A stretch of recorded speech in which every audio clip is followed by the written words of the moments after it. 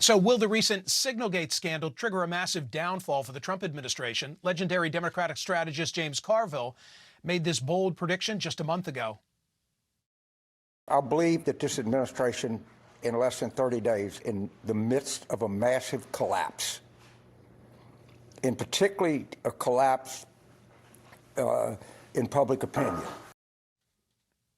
He recently advised Democrats in a New York Times op-ed to embark on the most daring political maneuver in the history of our country: roll over and play dead, allow the Republicans to crumble beneath their own weight, and make the American people miss us. Joining me now is the Ragin' Cajun. He's a veteran political consultant, co-host of the Politics War Room podcast, and the man behind Bill Clinton's 1992 campaign victory. So a month ago, here's the full quote of what you wrote, James, in the Times. At this rate, the honeymoon, the Trump honeymoon, will be over.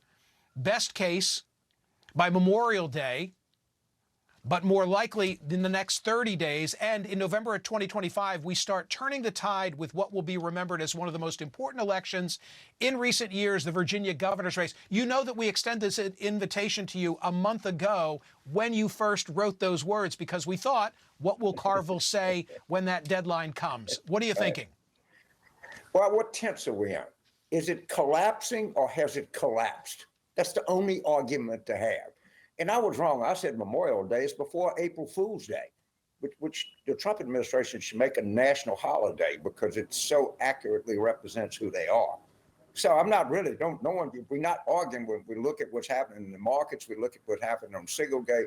We look at what's happening all around us, treating measles with apricot pits or something like that.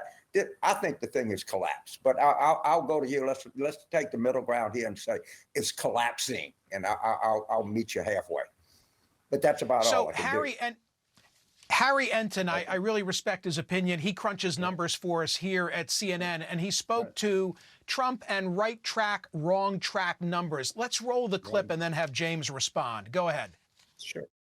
All we talk about is how unpopular Donald Trump is. But in reality, he's basically more popular than he was at any point in term number one, and more popular than he was when he won election back in November of 2024. I mean, James, to have these numbers and be any other newly inaugurated president, you'd be regarded as a disaster. But for him, doesn't Harry have a point? His base is holding, and as compared to his other numbers, he's doing quite well. Well, he's a mathematical genius. He knows algorithms. He knows regression analysis. He can look at things. Myself, I'm a humble political consultant. What I look at is election returns.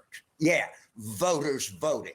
If you notice, Trump couldn't put Stefanik as UN ambassador because they were scared they were going to lose a district that Trump carried by 20.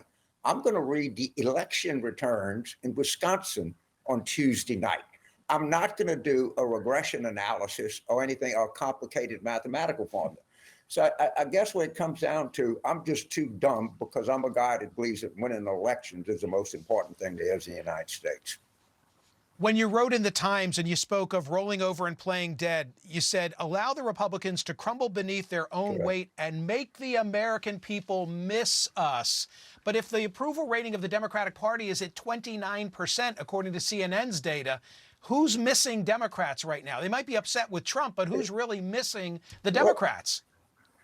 Well, first of all, this is a glorious opportunity for the Democratic Party to redefine itself, to take this as what it is. And apparently some people in the news media are not. It's the gravest crisis we've had in the United States in the last 80 years. You understand what we're looking at? We're looking at the kind of end of the rule of law. We're looking at nincompoops and blockheads and buffoons running the country. And if Democrats, and again, I had no idea. I thought I'd have to wait longer for the imminent collapse. It happened even faster than I could imagine. So I don't know exactly what we're arguing about. They won't run in a plus 20 district. I don't think they're going to do that well in Wisconsin. Let's see what happens in Florida. But you got people that represent states and congressional districts that have a 15, 20 or more partisan lean to the Democrats, and they're a kind of motor mouth caucus. You know, get elected governor of Georgia, then I'll be impressed. Or do as my friend Andy Beshear did, get elected governor of Kentucky, then come back and see me. But okay, I do think the party can redefine itself. Still staying focused now on your side of the aisle. Here's what Governor Newsom said last night to Bill Maher. Roll it. We just have to continue to talk to ourselves, or we're in the same damn echo chamber. These guys are crushing us. The Democratic brand is toxic right now. We had a high water mark 2 weeks ago, and that was a CNN poll at 29% favorability. It's dropped in the NBC poll down to 27%. It's one thing to make noise, but you also have to make sense.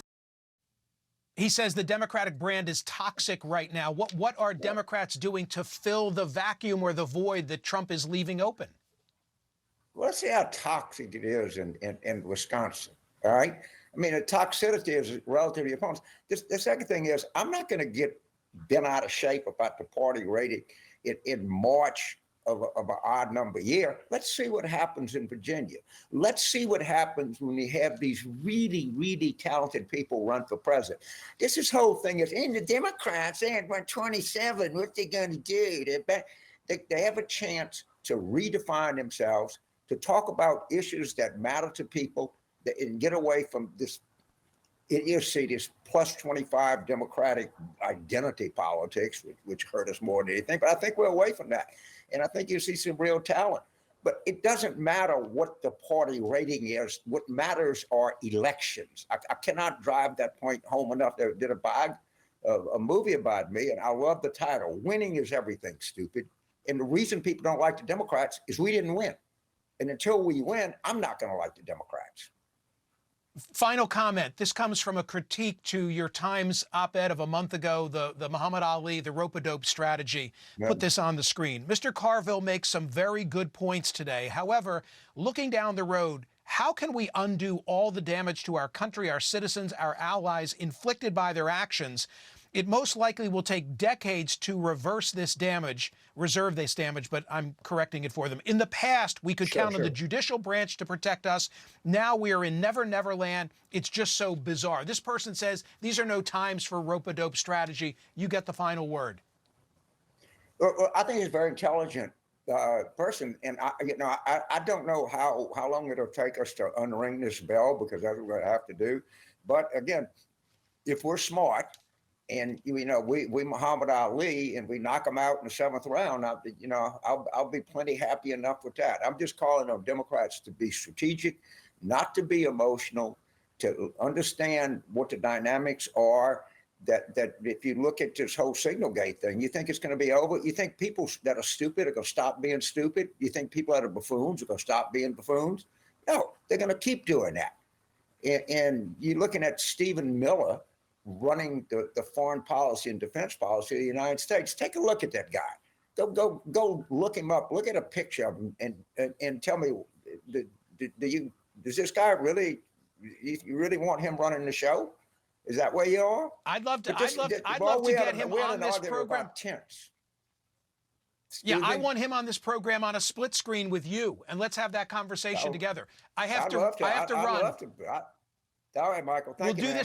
We'll do this again in 30 more days. Thank you, sir. Checking in now on your social media comments. What else has come in during the course of the program? Republicans and Trump are dismantling our government, but leave it to Michael to focus on the Democrats. Jay Clark, the whole premise was that James Carville said 30 days ago that Trump would be collapsing in 30 days. So the intent of the discussion was to say, how you doing with that prediction? He's standing by it. He thinks that he was prescient. And what? I'm not going to ask the Ragin' Cajun about how the Democrats are doing? Take it up with Bill Maher for asking the same question of Gavin Newsom last night.